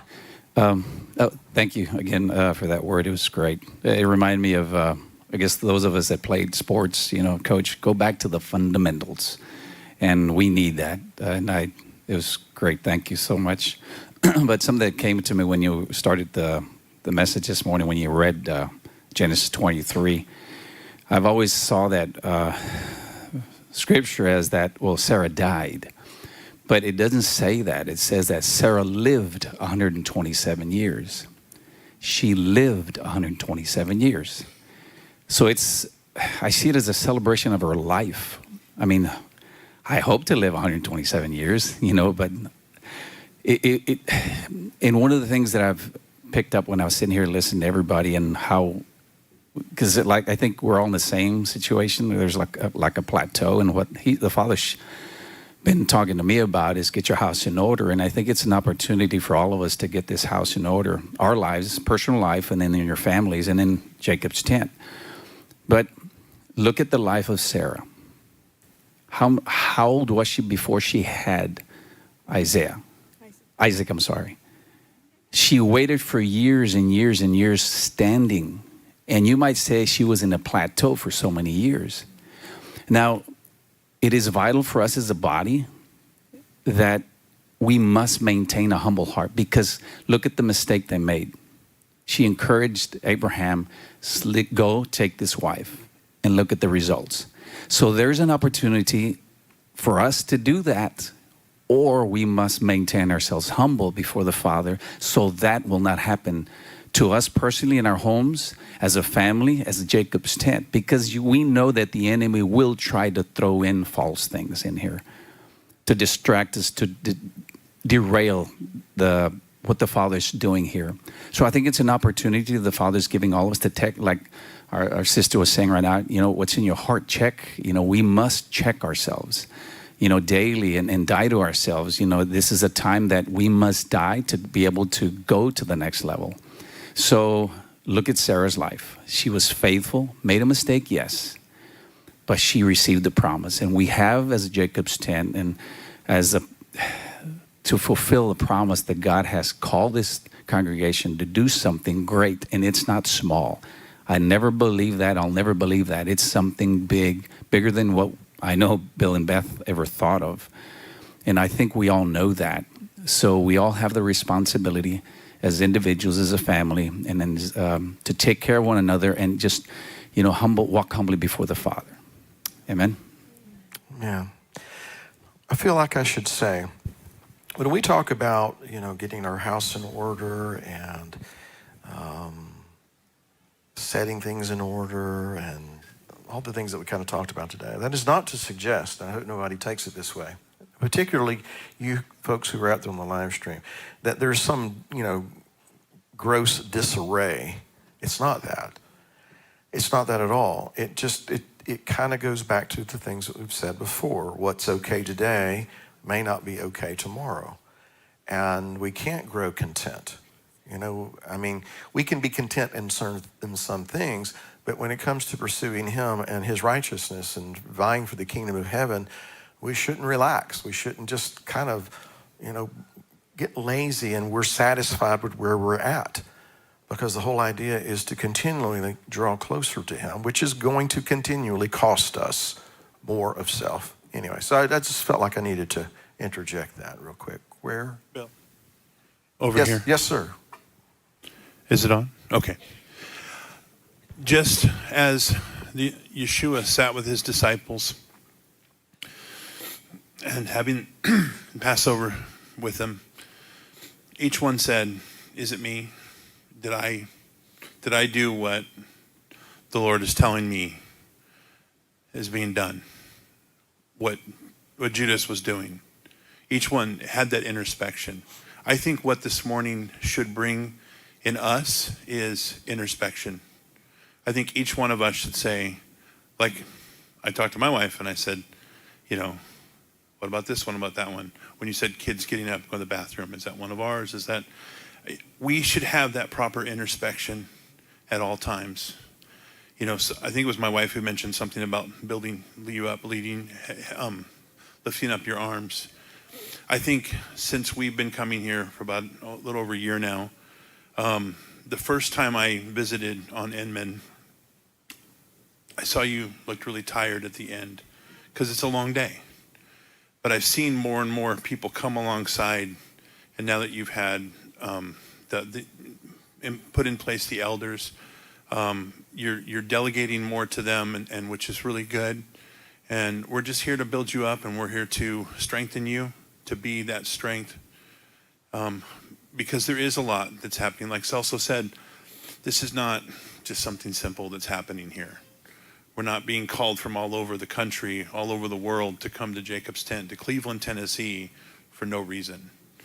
And he is refining each one of us. He's refining us in our families. He's refining us before he even gets us here. And there's still refining that needs to happen. And I think as a congregation, I think that as we continue to allow ourselves to be refined, we can be better used for his kingdom. Thank you, Sean. I appreciate that. Beth and I are very happy and very encouraged with all of the different men and women who the Father is bringing in to help, just shoulder the burden of it all. And there's so many people. So I'm not going to start naming names, but yes. And that will be, I don't want to say this.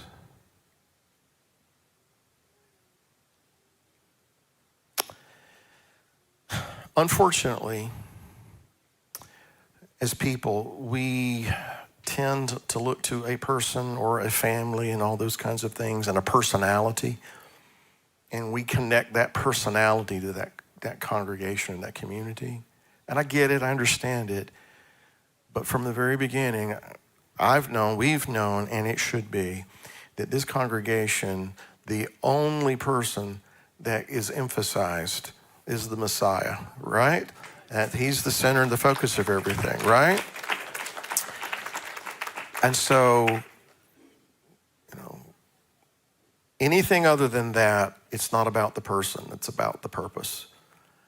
And so that's what we need to build, or that's what we need to focus on, and that's why we need to build, and have all these other people, gifts and talents that the Father is bringing, to be part of this, from California and Washington and New Mexico and Wisconsin and all these places.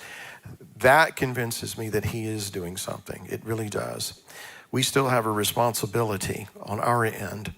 But the point is, what he's doing is he's building something. And, Beth appreciates all the prayers and the people who pray for us, to encourage us. Thank you, thank you, thank you, thank you, thank you, thank you. But I always want it to be that first and foremost, the one who gets any kind of consideration, any kind of honor, any kind of glory, any kind of focus is Messiah. And everything else, comes after that. And I only say that because,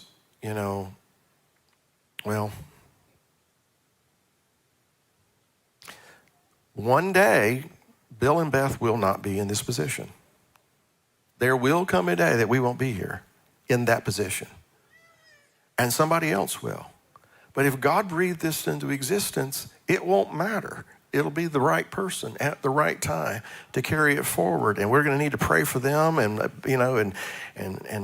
undergird them. And hey, I hope that one day I get to sit there, and somebody else gets to do some of this other. I really do. But if God breathed this into existence, that's what he's going to do. And I see that happening. I just see it, a little bit at a time. Things are developing here. People are coming in there. But anyway, I do appreciate your prayers and support and your encouragement. I do. Beth does as well. Anyway. Can you comment on the nose ring Eliezer gave to Rebekah, considering they are from his master's good gifts? Was this the culture? Is this biblical pertaining to being betrothed, to wear a nose ring? I'm sure it had a lot to do with the culture. So are you asking me, is it biblical to wear a nose ring? Is that the question? What? Okay, I see a reference there. Hold on, let me see what you're. Ezekiel 16.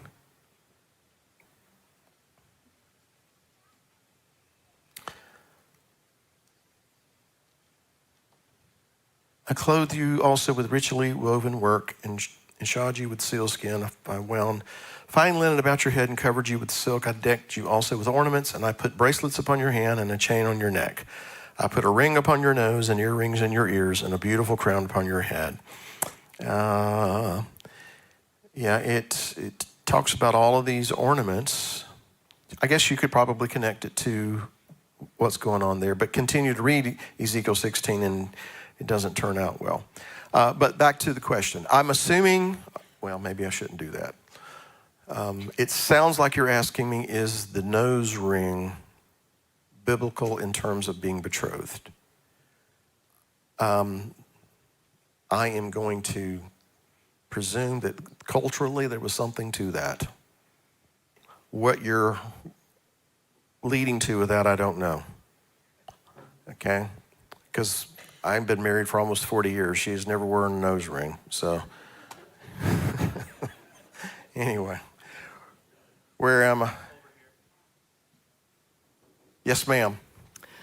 Okay. I have been sitting here and something's just keeps going over and over and over in my mind. And I've been sitting here just saying, but what does that make a difference? Just kind of like trying to dissect it.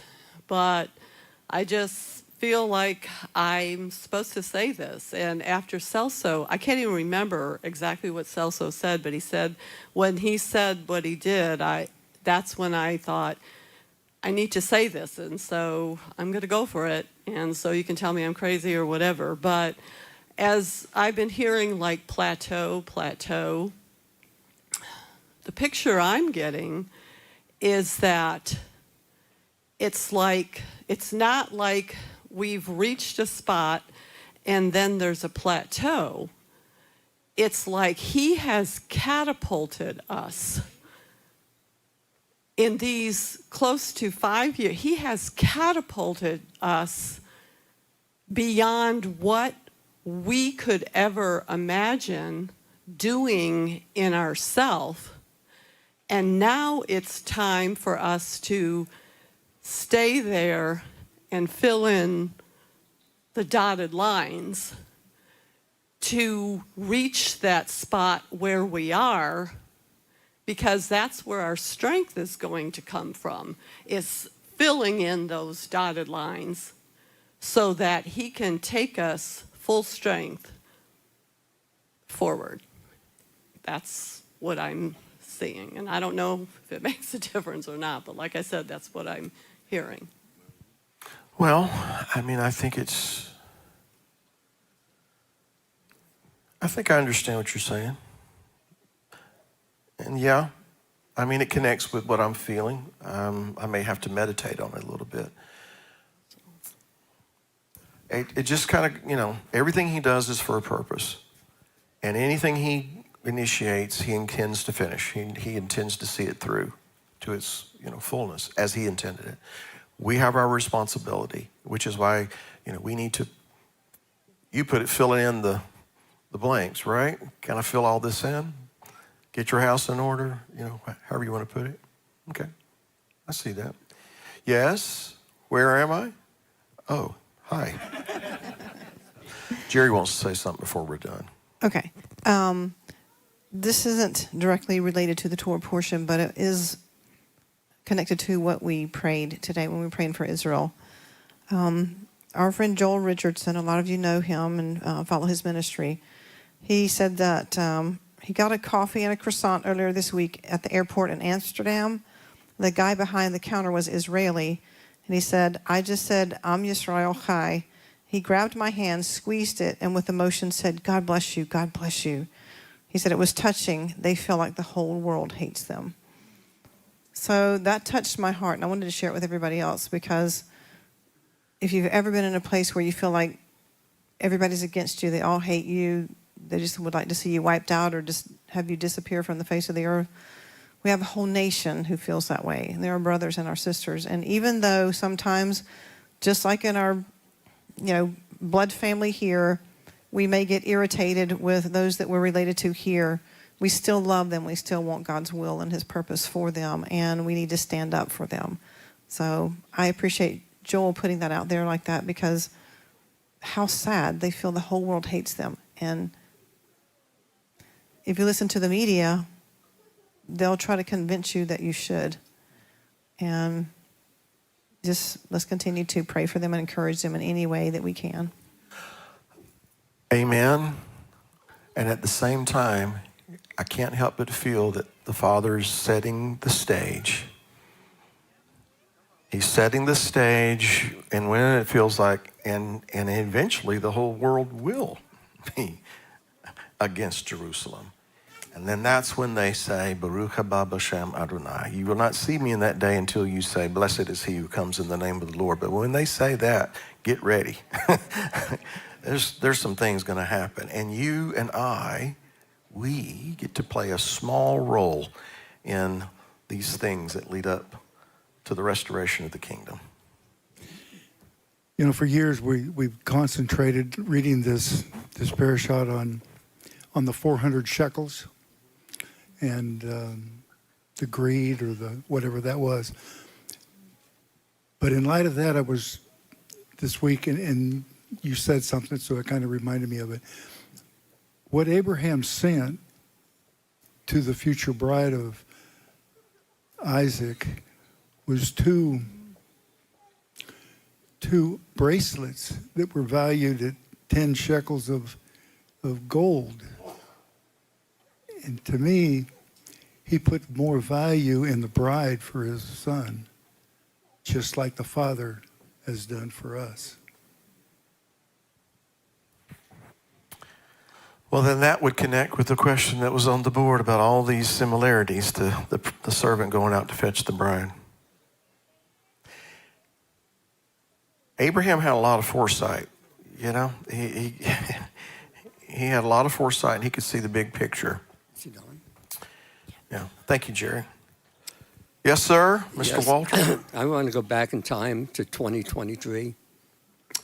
You want to go back in time to 2023? What you were talking about earlier. Yeah, okay. Okay, I'm going to 1987 when I had mine. Okay. It's a time of testing and trials. He's toughening us up for a long walk.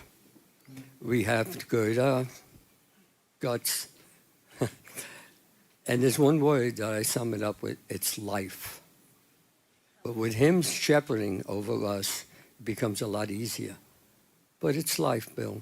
Mm-hmm. When I can go back in 1987, it should have been a good year. It was the worst of my life. But he got me through it. Oh, was that all? Okay. Yeah, I think everybody can connect with the idea that there are times in our life that it feels like this is the end of the world. This is end of life as we know it. It can't get any worse than this. And then we look back on those times and we say, well, it really stunk, but it's probably one of the best things that ever happened to me, in terms of my growth and things like that. So I think everybody can connect with that. Yes, sir. So with what we were talking, just what's been Is your in neck discussion- cold? A little bit, actually. Okay, all right. I was just curious. I'm under the fan. AC. I'm playing. Oh, you're good. With in regards to the plateau and whatever word you want to use for that. One thing that keeps coming to mind is one of my brother-in-laws, whenever they were younger, when you see kids, they grow and then they stop for a time. But then within 1 year, he grew 12 inches. So it's like, just because you stop growing for a time, or looks like you do, it doesn't mean you stop. Your body's still working, your body's still preparing for the growth that's going to happen. So sometimes the Father knows we need to slow down in order to grow at the pace that He wants us to. Within team development and stuff, there's something called, there's 4 stages within a team whenever they first come together. It's storming, norming, forming, and performing. So it's like you first come together, it's a little chaotic. All right, wait a minute. Wait. Say that again. Sure. Slower. There's storming. Everyone's coming together and it's a little chaotic because you're trying to figure each other out. Norming, everyone kind of regulates, like, okay, we think we're getting the hang of this. We think we understand each other better. Forming, where you start understanding, this is where I belong in this. This is how I need to function in my purpose within this team. And then performing. So once all that's set into place, then you're able to go forward in what the Father's called you to.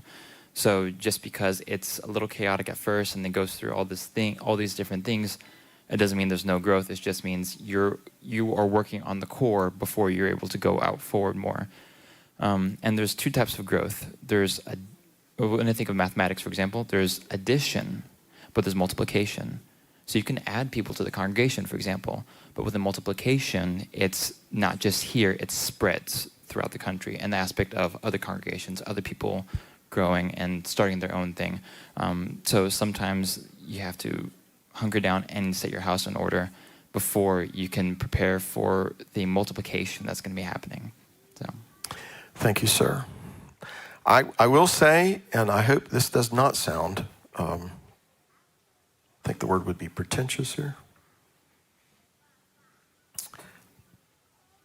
I hope it doesn't sound pretentious, but I do believe that one of the things that you and I, as in this congregation, need to keep in mind is a lot of people are watching. A lot of people are watching. And I don't just mean, to get a message, a sermon. A lot of people are watching. And it's very important that we represent Him well for all these people who are watching. Because some of those people who are watching might be those people you were just talking about. That the Father wants to give them something that He's done that is,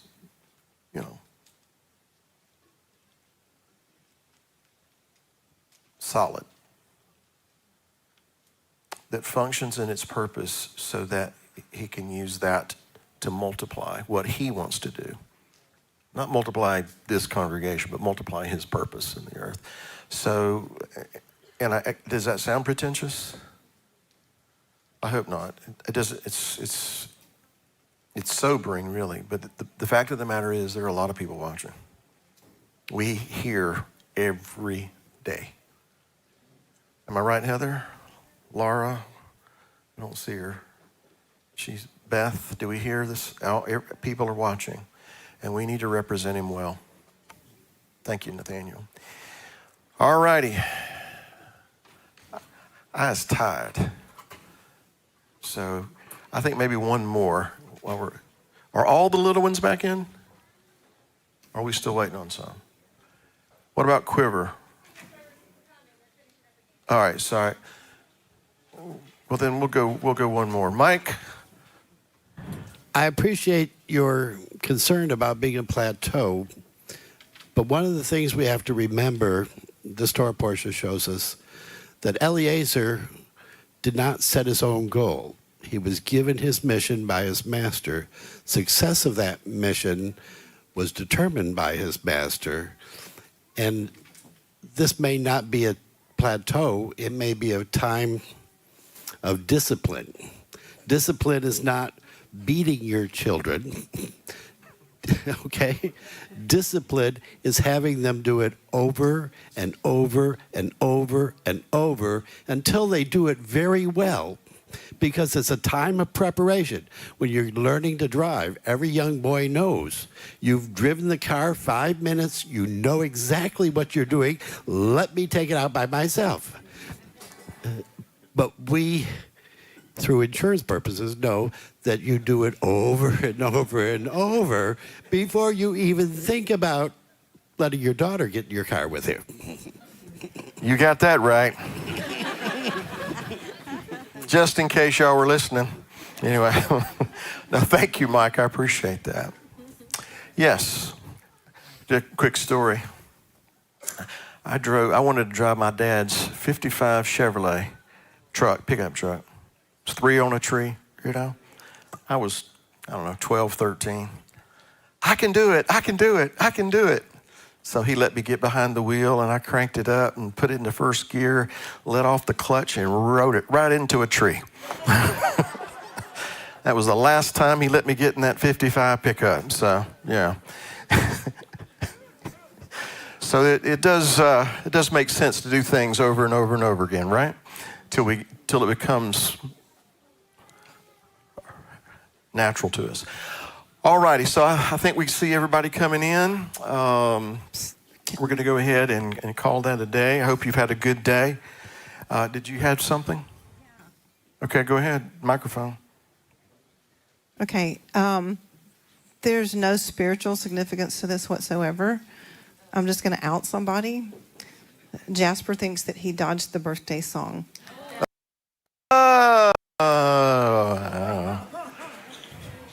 I'm not sure what you wanted to do about that. I thought you should know, though. I'm just trying to be a good servant.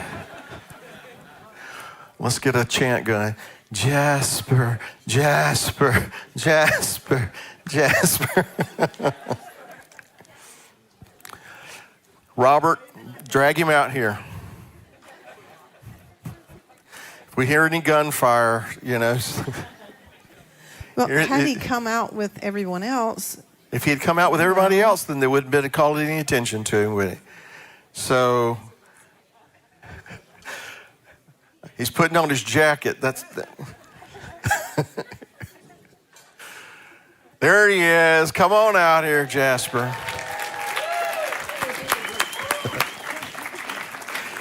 Well, he's going to be a good sport. I just hope I don't get a speeding ticket later. Oh, no. Come up here on the stage, please, and join me.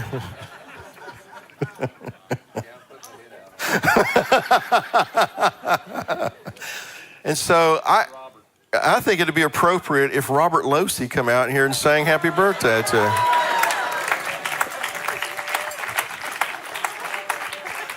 Robert. Oh, he's on a mission. Okay. Oh. Do what? Is there a Robert? Robert, come here, sir. We have need of your talents.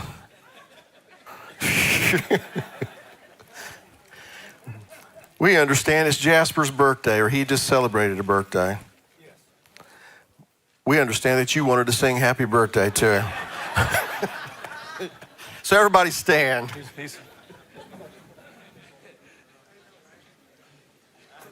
Because I love you, man. Happy birthday to you. Happy birthday to you. Happy birthday, dear Jasper. Happy birthday to you.